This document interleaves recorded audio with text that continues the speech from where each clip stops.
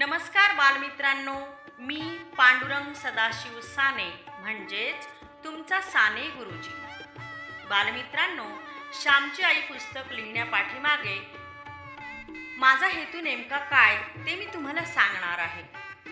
तुरुंगात असतानाच या रात्री मी लिहिल्या, दिवसा काम करावे, रात्री जगन्माता, भारत माता व जन्मदात्री माता यांच्या विचारात रंगावे असे तेथे चालले होते। तुरुंगात अनेक मित्रांना या रात्री आवडल्या, त्यांना वाचून दाखवित असता तेही रडले आणि मीही रडलो। बाहेरही ज्या माझ्या अनेक बंधू भगिनींनी या रात्री वाचल्या त्यांनाही तसाच अनुभव आला। मुलांसाठी चाललेले शालापत्रक हे जे सुंदर मासिक, त्यातील काही थोडा भाग प्रसिद्ध करण्यात आला होता।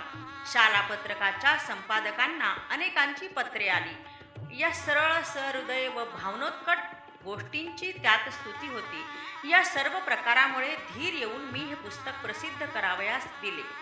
मातेबद्दल ज्यांना म्हणून काही भावना आहेत, मायलेकरांच्या थोर व पवित्र प्रेमाबद्दल ज्यांना म्हणून काही वाटत असेल, त्या सर्व अधिकृत रुचीच्या लहान थोर बंधू भगिनीस श्यामची आई हे कथात्मक पुस्तक नक्की आवडेल।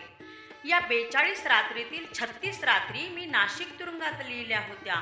बाहेर आल्यावर 9 रात्री लिहिल्या, म्हणजे एकूण 45 रात्री व्हावयाच्या। परंतु 3 रात्री काही कारणामुळे मी सध्या वगळल्या आहेत। नाशिक तुरुंगामध्ये मी 9 फेब्रुवारी 1933 म्हणजेच गुरुवारी ह्या रात्री लिहावयास मी सुरुवात केली व 13 फेब्रुवारी 1933 सोमवारी पहाटे त्या लिहून संपवल्या।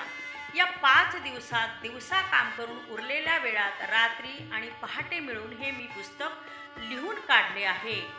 हृदय भरलेलेच असे, भराभरा शाईने कागदावर ओतावयाचे तेवढे उरलेले असे।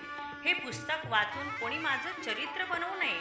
जरी या सत्यकथा असल्या ना तरी त्यात क्वचित एखादी व्यक्ती, एखादा प्रसंग, एखादा उद्गार काल्पनिक असण्याचाही संभव आहे। हे हस्तलिखित आतापर्यंत 60-70 लोकांनी ऐकले व वाचले आहे। ते त्यांना आवडले। आईबद्दलची आमची भक्ती व प्रीती हे हस्तलिखित वाचून शतपट वाढली असे प्रांजळपणे मी न विचारताच ते मला म्हणाले। श्यामची आई घरोघर जाईल, मुलांची मने बनवू पाहणाऱ्या पाठशाळातून, निदान दुय्यम शिक्षणाच्या पाठशाळातून तरी ते जाईल। ते जावो वा न जावो, परंतु आज माझ्या अनेक मित्रांच्या प्रेमाच्या मदतीमुळे श्यामची आई माझ्या घरातून सर्वांना भेटण्यासाठी बाहेर पडत आहे। तिने स्वतःच्या मुलाला वाढवले, त्याप्रमाणे इतर मुलाबाळांनाही वाढवण्यासाठी ती बाहेर पडत आहे। उघड्या दारातून ती आत शिरेल। माझ्यात जे काही चांगले आहे ना ते माझ्या आईचे आहे। आई माझा गुरु, आई माझी कल्पतरू। तिने मला काय तरी दिले, तिने मला काय दिले नाही, सारे काही दिले। प्रेमळपणे बघावयास, प्रेमळपणाने बोलावयास तिनेच मला शिकवले।